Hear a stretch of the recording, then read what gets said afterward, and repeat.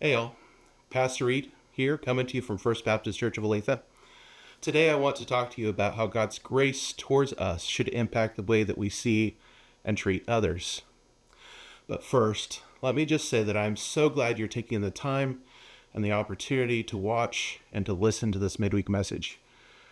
My hope is that you are blessed on your journey with Jesus by what you hear. If you are, please like, comment, or subscribe. This will help others to be able to see the message as well.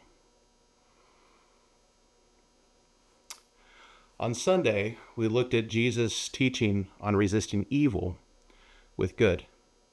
If you want to check it out, you can find that passage in Matthew 5:38 through 42. In that passage, Jesus tells us not to resist evil with evil, and then he gives 4 examples for how to do that, to resist evil with good. I suggested that as followers of Christ and members of God's kingdom, we are called to surprise people with his grace.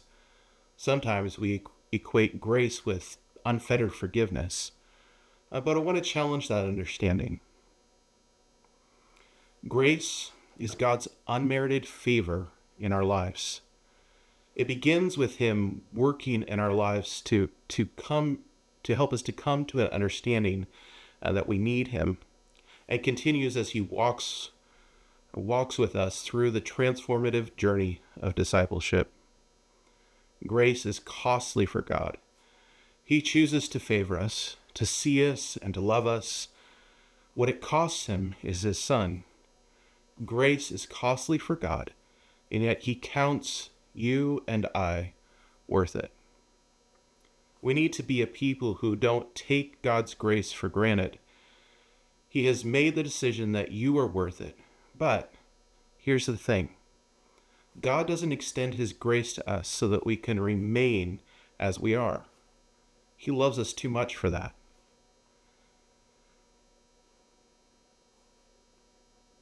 He extends his grace to us so that we might know him and be transformed into the image of his Son. His grace is costly for him. Let us not allow it to be cheap for us and fail to pursue his good future for our lives.